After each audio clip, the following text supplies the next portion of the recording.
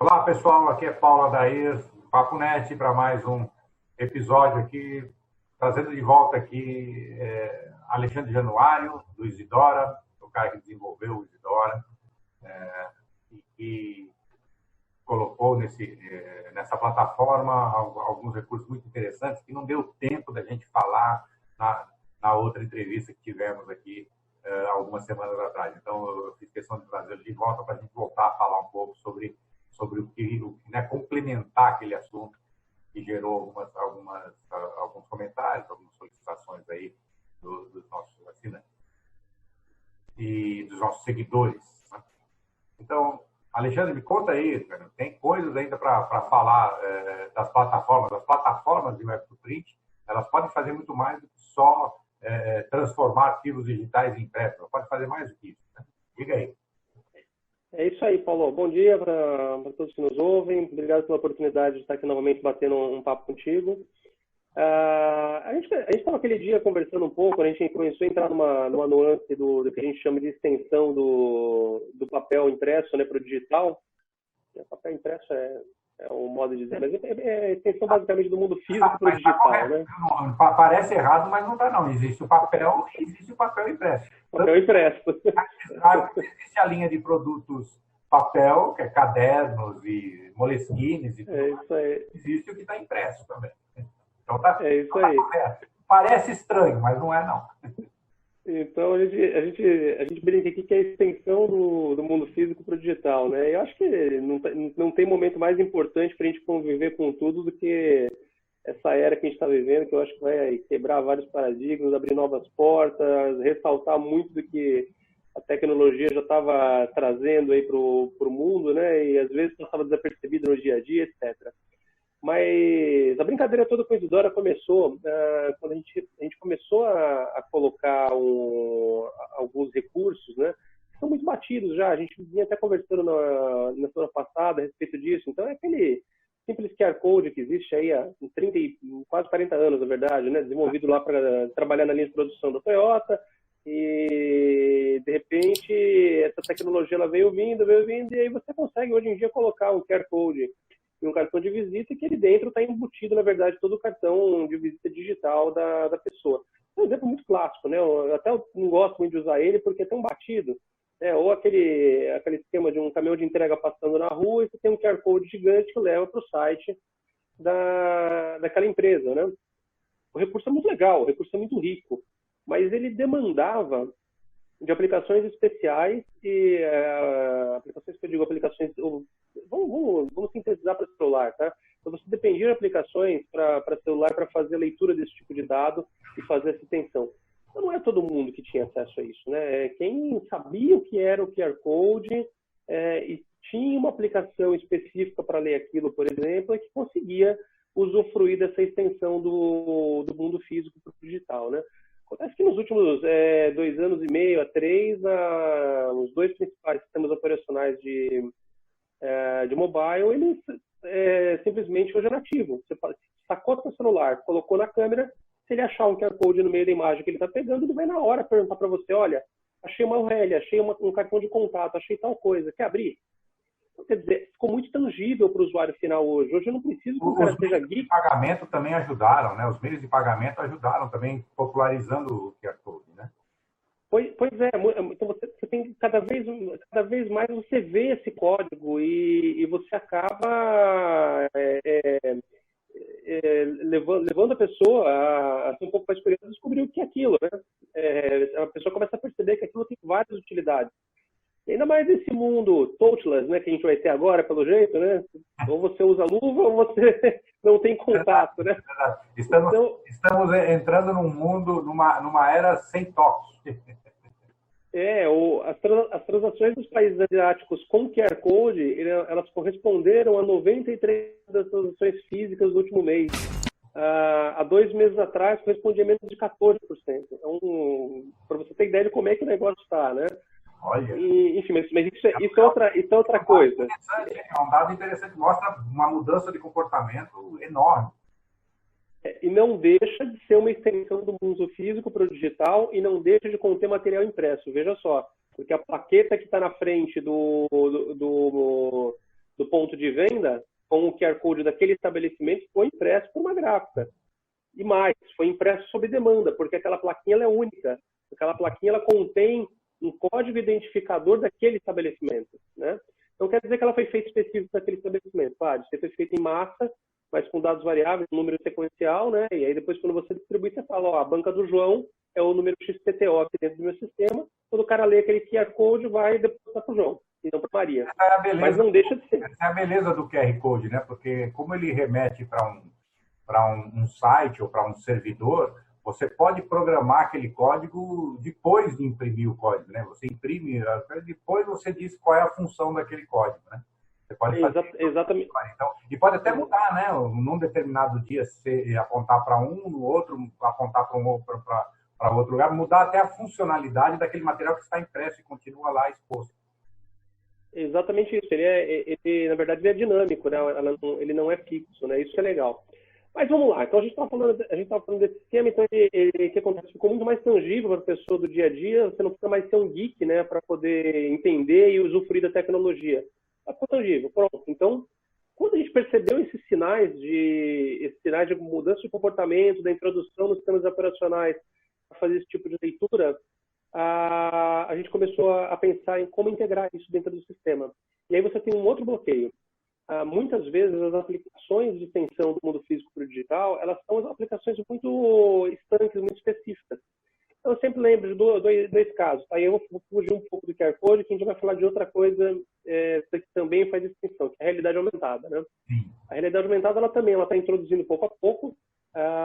Acredito que no próximo ano e meio a 2, tanto o Google quanto a Apple devem ter soluções mais universais para fazer esse tipo de leitura, ou seja, você não vai precisar... O Google já tem uma solução na plataforma de desenvolvedores, eu sou casado com o desenvolvedor do Google, e ele tem o Vision, que é fantástico, né? Você mostra uma imagem do Vision, ele destrincha a imagem, se tem o texto que tem na imagem, o QR Code que tem na imagem, a marca que tem na imagem, e até uma pessoa, ele faz reconhecimento facial, e for uma celebridade, ele te mostra os links dessa pessoa. Eu achei fantástica essa ferramenta e ainda está muito pouco utilizada.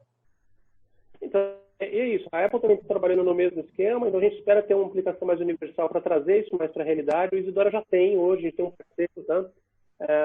Que desenvolve um aplicativo. Você precisa, obviamente, ter o aplicativo instalado. E aí você tem a marcação do Isidora lá, você consegue ler e trazer o conteúdo de realidade aumentada também para aquele impresso, né? Então, basicamente, hoje a gente tem trabalhado com dois processos que são conexos, na verdade. A aplicação de QR Code para você trazer dados variáveis para o mundo digital, né, e fazer o consumo daquilo que está impresso, e realidade aumentada. Não vai precisar ter um aplicativo Isidora instalado. Qualquer não. E a própria câmera das versões mais modernas dos fabricantes de dispositivos móveis já fazem isso, né? Samsung, quase todos, exatamente isso. iPhone, quase todos têm já um leitor de QR Code direto na câmera, né? E é importante ressaltar o seguinte: a interatividade que você tem com os dois, ela pode ser basicamente a mesma. A diferença é que a realidade aumentada ele vai fazer uma extensão do físico para o digital e você vai ter uma interação na tela direta, né? Então ele faz aquele complemento da realidade, né? Para fazer o tal da realidade aumentada. Aquele esquema que você, por exemplo, tem um convite de aniversário de uma criança. Quando você sai de lá, você baixa o aplicativo, lê o cartão que é o convite da criança, e ele vai, de repente, complementar um jogo em cima daquele convite, um jogo de carrinho, por exemplo, de corrida, em cima do convite, né? Onde você tem, por exemplo, o rótulo de uma cerveja, onde você faz a leitura daquilo, e ele vai complementar, ele vai colocar um objeto voando, etc. São exemplos bem batidos, assim, bem clássicos, né? Mas aí a gente pensou o seguinte: olha, para cada aplicação dessa, que é estanque, ou seja, o rótulo da cerveja teve que contratar uma produtora. Não vou falar a marca de cerveja, mas teve uma cerveja muito conhecida para fazer um rótulo desse, onde o dragão voava em volta da garrafa quando você lia. Era um aplicativo de realidade aumentada. Tem uma outra marca de bebida alcoólica também, que ela fez uma campanha vinculada ao Facebook, e quando você lia a página deles no Facebook, o marcador era a própria página do Facebook, ele abria um joguinho do tal destilado lá para você brincar na tela do seu celular. Mas eram aplicações distantes. Custa caro, é uma aplicação específica, você vai fazer toda uma campanha em cima de um ponto só. Isso não é viável, não é tangível para gráfica comum. Não é viável para um cliente convencional. Então, como fazer essa extensão? A gente partiu do pressuposto que eu tinha que consumir os mesmos dados que hoje eu utilizaria para fazer impresso e fazer esse tipo de extensão. Então, basicamente, hoje, se eu tenho um impresso que eu coloco o meu endereço, que eu coloco um telefone, que eu coloco uma URL, seja o que for, eu teria que continuar personalizando do mesmo jeito, só que eu ia começar a desmembrar. Eu ia aplicar essa informação que o cliente final está colocando, tanto no impresso como no digital, ou consumir somente para o digital ou somente para o impresso, dependendo da informação que ele está colocando. Exemplo, vou colocar um exemplo bem besta aqui. Um cartão de visita que o cara coloca lá para ter QR Code. Então, os dados que ele colocou para o nosso impresso, que é o nome, o endereço, o e-mail, o telefone, o WhatsApp dele, seja o que for. Só que, além de estar impresso no cartão, vai gerar um QR Code no canto que, se eu ler, eu tenho os dados instantaneamente daquela pessoa, daquele cartão de visita dentro dos meus contatos do celular. Ao mesmo tempo, eu posso usar o próprio cartão de visita como marcador para a realidade aumentada. E se o cara ler aquele mesmo cartão de visita para a realidade aumentada, eu vou, por exemplo, abrir 4 ícones tridimensionais flutuando, sendo que cada um desses ícones pode mandar ele para Facebook, pode mandar ele para o WhatsApp, e pode, por exemplo, mandar ele para o canal do YouTube, onde o cara dá dicas sobre o tipo de negócio que ele leva. Então, sei lá, se é uma pizzaria, vai dar dicas de consumo da pizza, como esquentar a pizza, como é que aquela pizza foi feita, em qual forno foi feito. Então, veja só, as tecnologias elas não disputam espaço, elas conversam exatamente no mesmo espaço. São usos diferentes. O mesmo cartão de visita que tem o QR Code, que eu absorvo os dados para o meu cartão virtual, né, para os meus contatos no celular, é o mesmo cartão que eu posso usar ele inteiro como um marcador para abrir o cardápio da pizzaria em realidade aumentada. Sim. E veja só, eu não dependi de uma condição externa, não dependi de um desenvolvedor de aplicação de realidade aumentada criar uma aplicação exclusiva para mim. A própria realidade aumentada ela se torna template dentro do Isidora. Eu não vou variar tanto assim. Eu tenho lá, o cara pode falar, olha, eu quero o ícone tal no WhatsApp, eu quero tal ícone assim, o outro ícone assim. Esse ícone aqui eu vou colocar uma URL de vídeo, esse eu vou colocar o meu número de WhatsApp. É muito tangível, é fácil do cara entender o que está acontecendo. Então, a ideia por trás do Isidora de trazer essa extensão é que fosse tão fácil e tão de fácil percepção para quem está preenchendo, do mesmo modo como se fosse só impresso. Então, ficou algo muito fácil. Vou dar alguns exemplos. Eu tenho hoje pessoal de torrefação de café, tá? Então, não é à toa que pode perceber que a pessoa é viciada em café, tem máquinas de café atrás, tem tudo, né? Mas a gente tem alguns parceiros de café hoje que... Eu percebi isso quando fiz uma visita para vocês no escritório lá. Vocês realmente orbitam em torno da máquina do café. É exatamente isso. Eu também gosto muito de café, eu também gosto muito, confesso. A gente trouxe alguns produtores pequenos, né, do que a gente chama de microlotes. Então, são lotes de café muito pequenos, que eles variam muito. Você tem uma rotatividade muito grande nos produtores, que é muito pequeno. Então, para o cara produzir rótulo, já era complicado. Então, a gente primeiro conseguiu trazer esse pessoal para produzir em gráficas parceiras do Isidora. A partir do momento que eles começaram a produzir sob demanda isso, então eles colocavam, olha, eu preciso de 50 rótulos que tem esse texto, com essa característica, cada um deles com a sua lojinha B2B.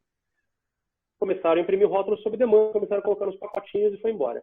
Aí a gente começou a trabalhar na extensão do digital. O que o cara fazia? Ele vai lá e ele passa a filmar a fase da colheita, a fase da seca, a fase da torrefação, e ele faz um videozinho muito fácil de editar no próprio YouTube. Ele usa o editor do YouTube. A gente ensinou o pessoal a fazer isso. Então, eles filmam lá algumas etapas e produzem um vídeo de 2, 3 minutos. Quando ele vai produzir o rótulo, ele só coloca o URL. Tem um campo chamado vídeo do YouTube. Ele coloca o URL do vídeo e vai gerar um QR Code. Então, quando gera o QR Code, a pessoa que recebeu aquilo tem lá um título assim, olha, leia esse QR Code para você ver como é que o seu café foi produzido. Vai abrir o vídeo daquilo. Outra aplicação, às vezes o QR Code ele vai trazer para localização no Google Maps, da onde foi produzido aquele café, onde ele foi torrado. Né? Então, tem percebe que a gente começa a entrar em outras nuances da extensão do digital que traz mais apelo para o consumidor final. O consumidor final ele é curioso, né? Ainda mais agora em casa. Pô, se eu tiver uma informação dessa, é óbvio que eu vou consumir. Eu quero saber, já é especial o negócio que eu estou comprando. Pô, o cara me traz aonde que... O cara vai me dar o histórico de como é que aquilo foi produzido de graça ali. Tá no rótulo, é só eu ler. É óbvio que você vai consumir aquilo. A transformação digital ela vai muito nessa questão da personalização da relação, né? De ter o que a gente chama em transformação digital de storytelling, né? De contar uma história, né? Ou seja, você compra um produto e você quer ter alguma intimidade com quem produziu esse produto. E essa intimidade pode se dar ele mostrando a casa dele, mostrando a empresa dele, mostrando a plantação dele, como ele colheu aquele produto que chegou para você. Isso humaniza bastante o digital, né? O digital, a gente fala muito de eletrônica, de digital, de contato não físico, mas a gente tem um contato emocional quando abre esse canal de comunicação entre os dois, entre as duas pontas. O Milton tem uma frase famosa, que não é dele, eu não vou conseguir citar o nome da pessoa agora, porque eu sempre esqueço o nome, mas Agora a gente vai falar um pouco em inglês, não tem jeito. A gente estava brincando aquela hora que a gente gosta muito de coisa em português, mas não tem jeito. O termo foi lançado assim, é high-tech, high-touch. É verdade, né? Quanto mais tecnológico, mais digital, mais você tem que ter contato com o teu consumidor final, ou vai se tornar fria a relação, né? Sim. Mas vamos voltar lá, né? Tem que compensar uma coisa com outra, né? Verdade. Vamos voltar lá, porque as aplicações chegam num ponto, Paulo, que olha só que legal. Vou continuar no mesmo rótulo. Então, o rótulo ele passou a pode ter o QR Code com o contato do produtor, pode levantar o vídeo de como é que aquilo foi produzido, pode, por exemplo, ter uma realidade aumentada no rótulo, onde o cara lê a realidade aumentada. A realidade aumentada ela pipoca 2, 3 ícones tridimensionais que levam para falar, olha, esse café fica legal nesse processo. O cara clica no ícone tridimensional e abre a janela do YouTube, mas não abre de qualquer forma. Abre em cima do pacote de café dele. Legal. Ele está com o café em segundo plano e o vídeo está sendo reproduzido como se fosse uma janela no rótulo. Sim. Aí você começa a ir além, porque é o seguinte, no digital, a gente tem os dados, por exemplo, de um QR Code que estão embutidos no QR Code, e quando você usa um device, isso daqui é uma sonda, né? Então você usa um device desse daqui, para poder fazer a leitura, você tem informações do que está no QR Code, você tem informação do que foi colocado de forma dinâmica no digital, ou seja, o vídeo do YouTube, por exemplo. E você tem um outro contexto, você tem os dados variáveis que estão embutidos dentro desse celular. Então, por exemplo, eu consigo fazer uma interação com o cara hoje, na hora que ele faz a leitura da preparação do café, e dizer para ele, olha, você está armazenando esse café, talvez numa temperatura que não seja adequada, porque eu sei qual que é a elevação e qual que é a temperatura que aquele celular se encontra. Sim. Olha onde é que a gente começa a chegar com essa brincadeira. Então você consegue deixar tão dinâmico ao ponto de você ter dados variáveis que não estão embutidos nem no QR Code, que não estão na plataforma digital. Eles são tão dinâmicos que vai depender de onde aquele usuário está. Eu consigo saber exatamente, por exemplo, em forma de métricas, do outro lado, eu consigo informar o produtor dizendo, olha, cara, seu café foi comprado aqui, aqui, aqui, mas ele foi consumido ali, ali, ali e ali. Porque eu sei, inclusive, onde é que o cara leu, né? A gente consegue gerar métricas e consegue ter informações sobre o usuário, sobre padrões de consumo, etc., através da extensão do físico para o digital. Então, olha o ponto onde a gente estava, da onde a gente começa dizendo, olha, só uma extensãozinha ali de um cartãozinho de visita e você abre um leque absurdo, passando por jogos para festas infantis, para brincadeiras com informação embutida em rótulo e etc. E assim vai, né? E ele pode ter informações muito interessantes quando você trabalha com geolocalização, e muitas vezes até com o perfil dos próprios usuários, né, quando eles aceitam fornecer essas informações, abrir essas informações quando você faz a leitura. Você pode ter, para o produtor pode ser muito interessante, porque ele pode ver que determinado tipo de produto dele, o café mais forte, por exemplo, está sendo melhor aceito numa comunidade germânica do Sul, ou o café mais leve no Nordeste, e assim começar a apontar seu esforço, né? A colocar seu esforço em aprimorar certos sabores, né? dos seus produtos, certas versões dos seus produtos para esses públicos. É muito interessante. Olha, dava para a gente ficar falando aqui o dia inteiro, viu? Dava sim. Já terminamos aqui, já estamos terminando, estamos chegando ao final aqui do Papo Net de hoje. Tá? Vai ficar o convite para você voltar, vamos falar mais sobre esse assunto, acho que tem mais coisas para a gente apresentar aí. Eu gostaria que você deixasse aí suas considerações finais aí para os nossos espectadores, aí, para os nossos seguidores. É isso aí, Paulo. De novo, é a mesma coisa. A gente brinca de parar de pensar no papel com tinta, né, e pensar em solução para o cliente, pensar em cada vez mais em oferecer uma experiência fantástica, pensar mais em oferecer produto do que o próprio serviço de impressão em si, né, de bolar novas formas de vender online, novas formas de prover tecnologia para pessoas comuns, né? Então, cada vez mais é nisso que a gente pensa, é nisso que a gente trabalha para oferecer uma plataforma que tenha tecnologia tangível tanto para o gráfico, quanto para o usuário final, quanto para a empresa que está consumindo aquele site corporativo, né? E, enfim, é isso que a gente tem trabalhado nos últimos tempos. Perfeito. Obrigado, Alexandre. Bom, falamos com o Alexandre Januário, do Sistema Web to Print Isidora. E se vocês curtiram, curtam aí, deem seu like, deem seu dislike, se discordaram de alguma coisa, critiquem para a gente saber onde é que a gente está errando e poder melhorar. Curtam e comentem para a gente saber onde está acertando e poder aprimorar. Se inscrevam no canal, né? Ativem as notificações. É importante que curtam para que a gente seja mais divulgado. Cada curtida favorece a divulgação desse episódio, desse bate-papo e dessas informações que foram colocadas aqui. E como eu sempre digo no final de cada bate-papo, somos uma sociedade colaborativa, né? E não é de agora. Somos colaborativos desde que a gente saiu atrás do primeiro mamute lá em grupo, que era muito maior do que a gente. Então, formamos essa civilização em torno da colaboração. E pela primeira vez, em milênios, a gente tem as ferramentas tecnológicas, como acabamos de falar aqui com o Alexandre, temos as ferramentas tecnológicas para fazer essa colaboração e essa interação em tempo real, sem limites de distância, de fronteiras, de idioma, né, de imagens, né, de utilizar palavras explícitas, né, escritas, apenas imagens já nos favorece essa colaboração. Então, vamos utilizar essas tecnologias para gerar um futuro melhor, para evoluir como sociedade. Aí vejo vocês no próximo Papo Net. Fiquem atentos aí, logo a gente se vê novamente. Um abraço, até a próxima.